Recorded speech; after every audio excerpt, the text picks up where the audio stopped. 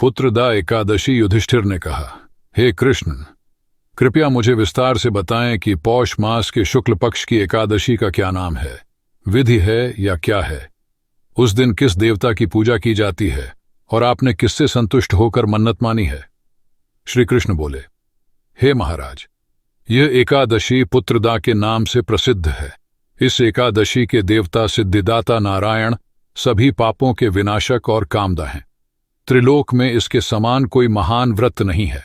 नारायण ने इस तपस्वी को विद्वान और बुद्धिमान बनाया। अब व्रतों का महात्म्य मुझसे सुनो। भद्रावतीपुरी में सुकेतुमान नाम का एक राजा था। उनकी रानी का नाम शैव्या था। शाही जोड़ा हमेशा खुशी से रह रहा था। बोंग सरक्ष के कई दिनों तक अनुष्ठान करने के बाद भी जब कोई पुत्र पैदा नहीं हुआ तो राजा चिंतित हो गए। सारी संपत्ति होने पर भी पुत्रहीन राजा के मन में कोई खुशी नहीं थी। वह सोचता था कि पुत्रहीन का जन्म व्यर्थ और बेघर होता है।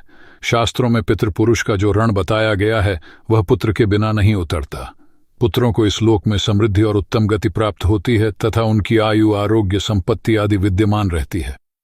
नाना ने परेशान होकर आत्महत्या करने का फैसला किया, परंतु बाद में उन्होंने निर्णय करके देखा, आत्महत्या महापाप है जिसके फलस्वरूप केवल शरीर नष्ट होगा परंतु मेरा पुत्रहीनता दूर नहीं होगी।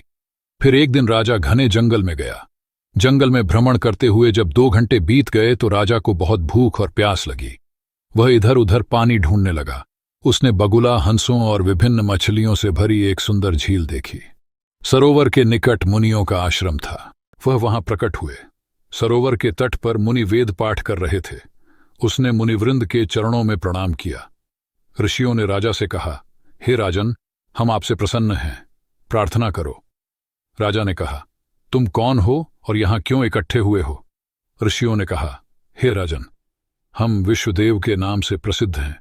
मैं इस सरोवर में स्नान करने आया हूं। आज से 5 दिन बाद माघ मास प्रारंभ हो जाएगा। आज पुत्रदा एकादशी तिथि है। इस एकादशी को पुत्रदा कहा जाता है क्योंकि यह पुत्र प्रदान करती है। उनकी बात सुनकर राजा ने कहा, हे मुनिवृंद, मैं निसंतान हूं, अतः मैं पुत्र के लिए अधीर हूं। अब तुम्हें देखकर मेरे हृदय में आशा का संचार हो गया है।